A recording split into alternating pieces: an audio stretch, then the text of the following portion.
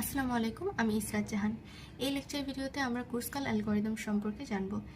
এটা এক ধরনের গ্রিডি অ্যালগরিদম যার মাধ্যমে মিনিমাম স্প্যানিং ট্রি বের করা হয়। মিনিমাম স্প্যানিং ট্রি জিনিসটা কি, এটা আমরা গত লেকচার ভিডিওতে ডিসকাস করেছিলাম। তাও যদি একটু বলি, মিনিমাম স্প্যানিং ট্রি হচ্ছে প্রত্যেকটা নোড থেকে অন্য নোডে যাওয়ার সর্বনিম্ন ডিস্টেন্স বা কস্ট। অ্যান্ড গ্রাফে সাইকেল থাকে, ট্রিতে সাইকেলটা থাকবে না আর কি। আমাদের এখানে একটা গিভেন গ্রাফ দেওয়া আছে অ্যান্ড আমরা এর এজেস অ্যান্ড ওয়েটগুলো নোট করে নিয়েছি। যেমন এখানে এবি হচ্ছে এ থেকে বিতে যাওয়ার ডিস্টেন্সটা নোট করেছি, বি থেকে সিতে যাওয়ার ডিস্টেন্সটা নোট করেছি। এভাবে আমরা আমাদের গ্রাফ থেকে এই বক্সটা ফিল আপ করেছি। অ্যান্ড নিচে হচ্ছে এখানে নোটগুলো এঁকে নিয়েছি। অ্যাজ এই অ্যালগরিদমটা সেটের মাধ্যমে সলভ করা হয়, তাই আমাদের এই নোটগুলো আঁকতে হয়েছে। ফার্দার যখন আমরা সলিউশনে যাব তখন এই বিষয়টা আরও বেশি ক্লিয়ার হবে। প্রথমেই আমাদের এই ওয়েটগুলোকে অ্যাসেন্ডিং অর্ডারে সর্ট করে নিতে হবে।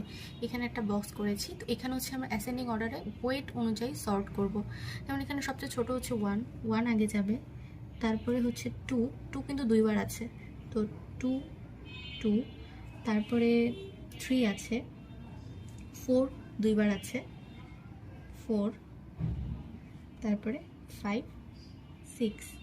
এই ওয়েটগুলো অনুযায়ী যে এজেসগুলো হবে সেগুলো এই পাশে বসাবো। যেমন 1-এর জন্য কি আছে, FC। 2-এর জন্য দুইটা আছে, একটা FA, একটা হচ্ছে DE। তো যেটা উপরে আমরা সেটাই বসাচ্ছি, DE। আর 2-এর জন্য আরেকটা কি আছে, FA। 3-এর জন্য আছে CD। তারপরে 4-এর জন্য দুইটা আছে, আমরা উপরেরটা বসাবো, AB, EF, FB, BC। আমরা অ্যাকর্ডিংলি সর্ট করে নিলাম। অ্যান্ড এখন আমরা সলভের দিকে যাব। প্রথমেই বলেছি এটা একটা সেটের মাধ্যমে সলভ করতে হবে, তাই আমি এখানে একটা সেটের স্ট্রাকচার ক্রিয়েট করে নিচ্ছি। এখন ফার্স্টে দেখেন আমাদের প্রথম এজটা হচ্ছে FC। তো আমি কি করব, বাকি নোটগুলো সেম রেখে FCকে একসাথে নিয়ে আসবো।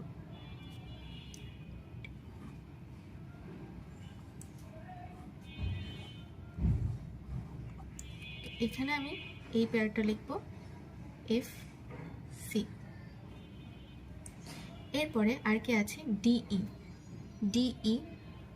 তো আমি বাকিগুলোকে সেম রেখে DE-কে একসাথে নিয়ে আসবো।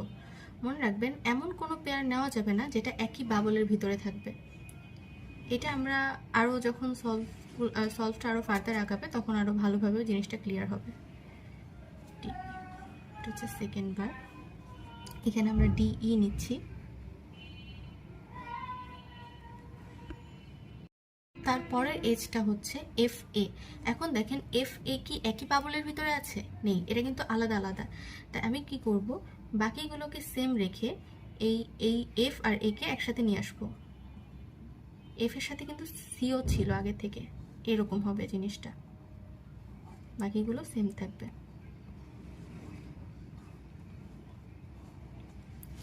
আমি কাকে নিলাম, FA। এরপরে CD কিন্তু একই বাবলের ভিতরে নেই, আলাদা আলাদা আছে, তাই আমি এটাকে এভাবে লিখতে পারি।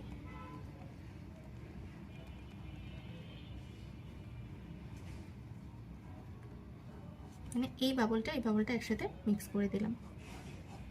কাকে নিয়েছি, CD।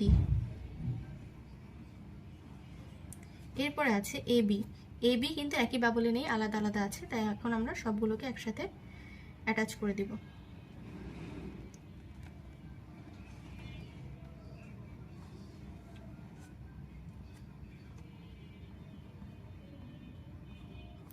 এরপরে আছে EF কি একই বাবলের ভিতরে আছে? হ্যাঁ, তাহলে এটা আমরা নিতে পারবো না। তারপরে আছে FB কি একই বাবলে? হ্যাঁ, এটাও আমরা নিতে পারছি না। BCও একই বাবলের ভিতরে আছে, এটাকে আমরা নিতে পারবো না। তাহলে আমাদের সেটটা এখানেই শেষ হবে। এই সেট অনুযায়ী এখন আমরা মিনিমাম স্প্যানিং ট্রিটা তৈরি করব। আমাদের মেইন গ্রাফে নোটগুলো যেভাবে ছিল আমরা ঠিক সেভাবে আবার এঁকে নিয়েছি। এখন আমরা জাস্ট এজেসগুলো কানেক্ট করে দিব। দেখেন প্রথম এজ কোনটা নিয়েছি, FC। তো FC কানেক্ট করব। FC এর জন্য আমাদের ওয়েট হচ্ছে 1। এরপরে নিয়েছি ডিই, ডিই কানেক্ট করব, এটার জন্য ওয়েট হচ্ছে 2। এফএ, এফএ কানেক্ট করব, এটার জন্য ওয়েট হচ্ছে 2। সিডি, সিডি কানেক্ট করব 3। এবি, এবি হচ্ছে 4। আর কিন্তু কোনোটা যাচ্ছে না। এখন দেখেন সবগুলো নোট কিন্তু কানেক্টেড অ্যান্ড এখানে কোনো লুপ ক্রিয়েট হয়নি। এটাও প্রিমস অ্যালগরিদমের মতো। এখানে এজের সংখ্যা হবে v-1। এখানে ভি হচ্ছে ভার্টেক্স, মানে আমাদের গিভেন গ্রাফে ভার্টেক্স ছিল 6টা, কিন্তু আমাদের এই যে মিনিমাম স্প্যানিং ট্রিটা তৈরি করলাম এখানে এজের সংখ্যা হবে 5টা, v-1 হবে অ্যান্ড এটা ফিক্সড। আশা করি আপনারা ক্রুসকাল অ্যালগরিদমটা বুঝতে পেরেছেন। ধন্যবাদ।